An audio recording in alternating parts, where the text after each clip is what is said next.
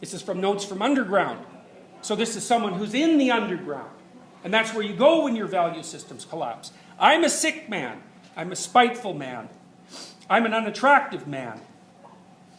I believe my liver is diseased. However, I know nothing at all about my disease and do not know for certain what ails me. I don't consult a doctor for it and never have, although I have a respect for medicine and doctors.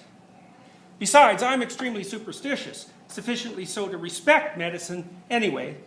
I am well educated enough not to be superstitious, but I am superstitious. No, I refuse to consult a doctor from spite. That you will probably not understand. Well, I understand it, though.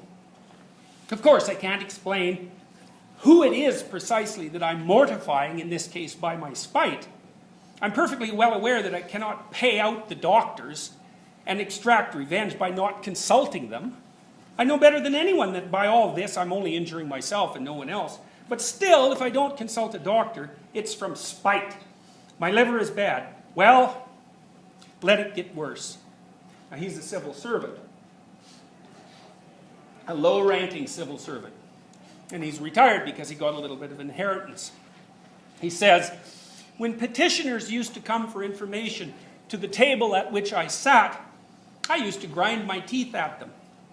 And I felt intense enjoyment when I succeeded in making anybody unhappy. I almost always succeeded. For the most part, they were all timid people.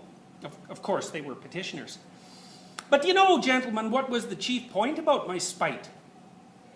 Well, the whole point, the real sting of it lay in the fact that continually, even in the moment of the acutest spleen, I was inwardly conscious with shame that I was not only not spiteful, but not even embittered, and that I was simply scaring sparrows at random and amusing myself by it. I was lying when I just said now that I was a spiteful official. I was lying from spite. I was simply amusing myself with the petitioners and with the officer, and in reality I never could become spiteful. I was conscious every moment in myself of many, very many elements absolutely opposite to that. I felt them positively swarming in me, these opposite elements. I knew that they had been swarming in me my whole life and craving some outlet from me, but I would not let them out. Would not let them purposefully would not let them out. They tormented me until I was ashamed. They drove me to convulsions and sickened me at last. At last, how they sickened me. Now, you're not fancying, gentlemen, that I am expressing remorse for something now, that I'm asking your forgiveness for something. I'm sure you're fancying that. However, I assure you I do not care if you are. It was not only that I could not become spiteful, I did not know how to become anything, neither spiteful nor kind, neither a rascal nor an honest man, neither a hero nor an insect. Now I'm living my life out in my corner, taunting myself with the spiteless and useless consolation that an intelligent man cannot become anything seriously, and it's only the fool who becomes anything.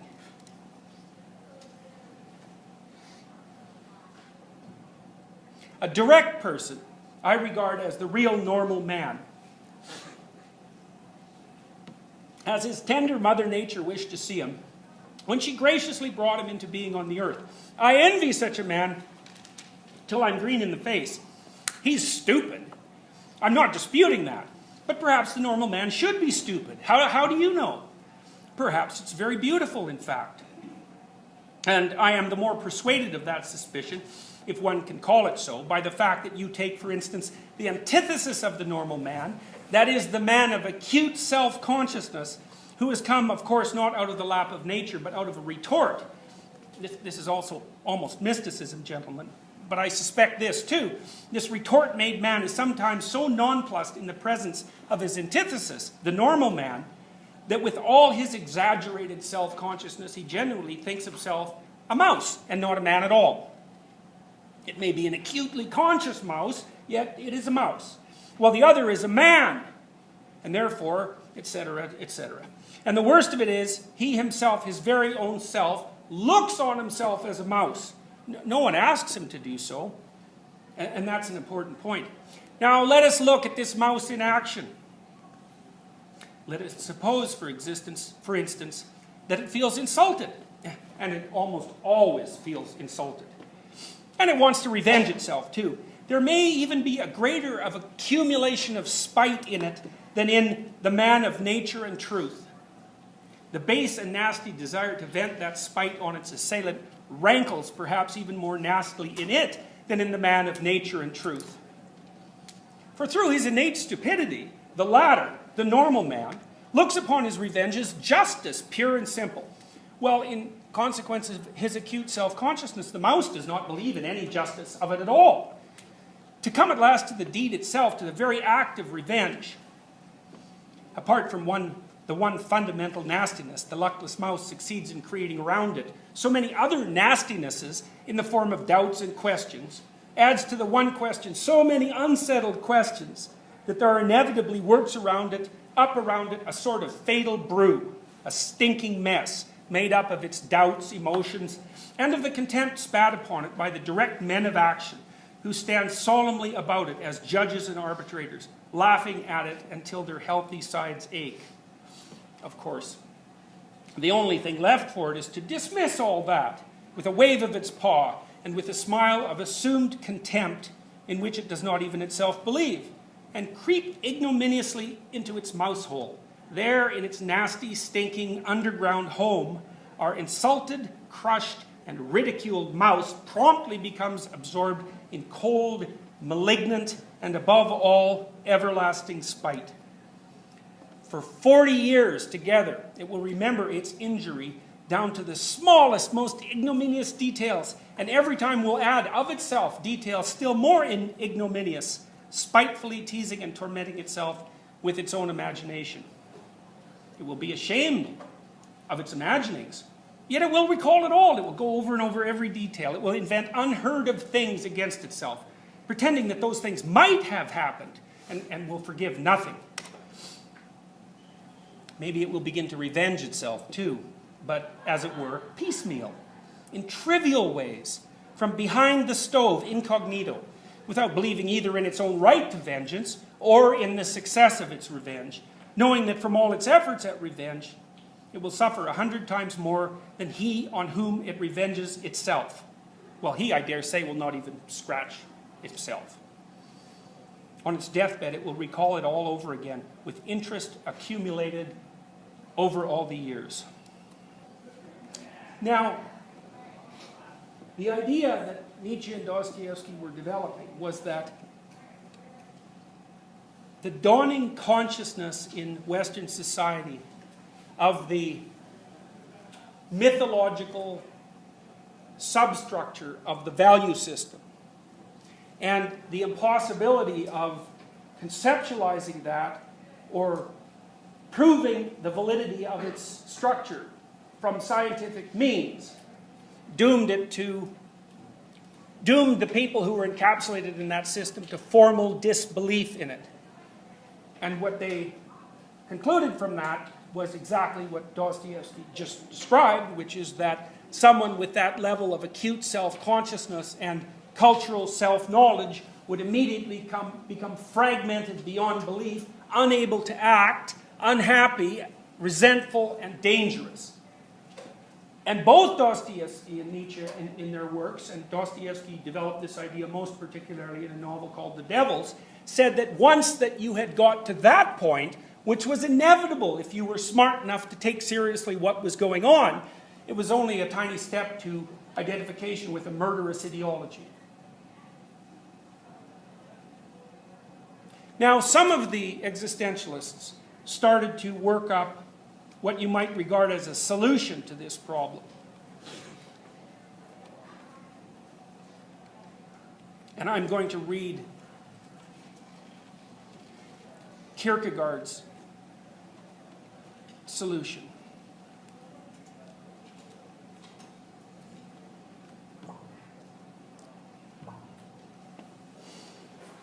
It is now, Kierkegaard was a Danish existential philosopher, and he lived earlier than Nietzsche. And he was, in some sense, you might think about him as the first modern psychologist. He was the first person to conceptualize, for example, of the separate entity of anxiety and despair. It is now about 4 years ago that I got the notion of wanting to try my luck as an author. I remember it quite clearly. It was on a Sunday. Yes, that's it, a Sunday afternoon. I was seated as usual out of doors at the cafe in the Fredericksburg Garden. I'd been a student for half a score of years. Although never lazy, all my activity nevertheless was like a glittering inactivity. A kind of occupation for which I still have a great partiality, and for which I perhaps even have a little genius. I read much, spent the remainder of the day idling and thinking, or thinking and idling, but that was all it came to. So I sat there and smoked my cigar until I lapsed into thought. Among other thoughts, I remember these. You are going on, I said to myself, to become an old man, without being anything and without really undertaking to do anything. On the other hand, wherever you look around you in life, and in literature, you see the celebrated names and figures, the precious and much heralded men who are coming into prominence and who are much talked about. The many benefactors of the age who know how to benefit mankind by making life easier and easier. Some by railways, others by omnibuses and steamboats, others by telegraph, others by easily apprehended compendiums and short recitals of everything worth knowing. And finally, the true benefactors of the age who make spiritual existence easier and easier, yet more and more significant. And what are you doing? Here my soliloquy was interrupted, for my cigar was smoked out, and a new one had to be lit. So I smoked again. And then suddenly this thought flashed through my mind. You must do something. But inasmuch with your limited capacities, it will be impossible to make anything easier than it has become. You must, with the same humanitarian enthusiasm as the others, undertake to make something harder.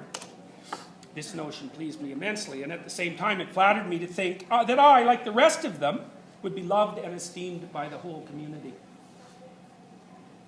For when all combine in every way to make everything easier, there remains only one possible danger, namely, that the ease becomes so great that it becomes altogether too great.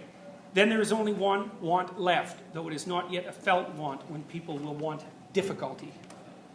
Out of love for mankind and out of despair at my embarrassing situation, seeing that I had accomplished nothing and was unable to make anything easier than it already was, and moved by a genuine interest in those who make everything easy, I conceived it as my task to create difficulties everywhere.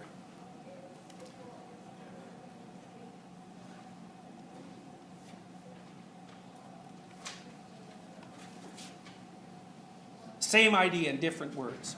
A traveler, this is Nietzsche, and this is part of the development of his answer to the conundrum that he raised. A traveler who had seen many countries and peoples and several continents was asked what human traits he had found everywhere, and he answered, men are inclined to laziness.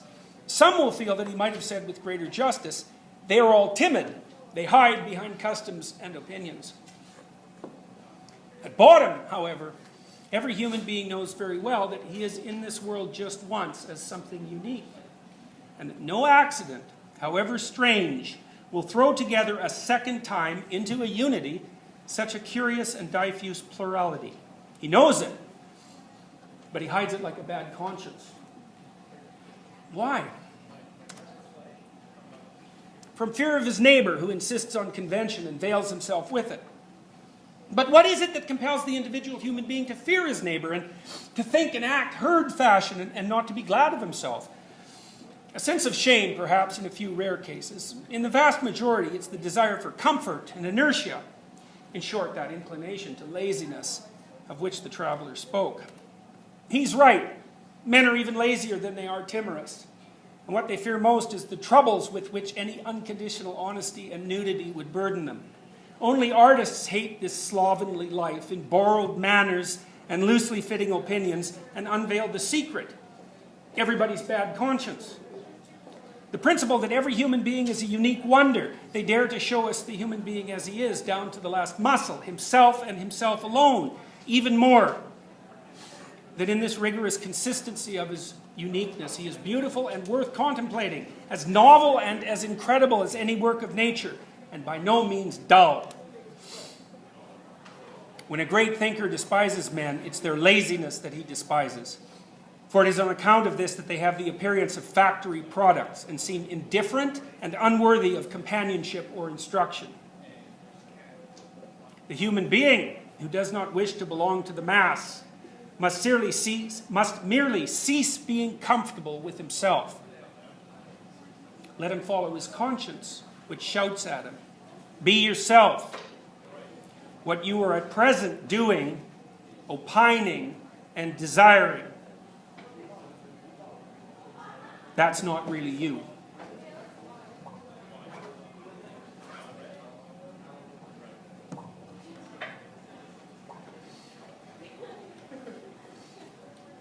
That's Nietzsche and Dostoevsky and existentialism.